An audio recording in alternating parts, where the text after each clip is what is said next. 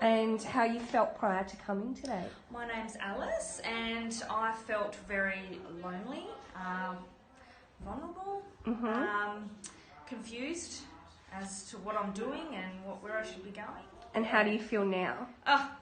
Like there's a light that's opened up. Yeah. I feel like there's hope. I'm happy that there's something out there, and I'm really glad that I came today. Oh, beautiful. And the most valuable thing you take from today? Valuable thing. It's a hard one. One thing. Gratitude. Yeah? Yeah, because I think I have gratitude, but it's hard to find it, especially when you're confused and you're always down. Sometimes you need a little bit of reminding. Yeah, you need help, a bit of a push. Yeah, so beautiful. gratitude and just having more of it.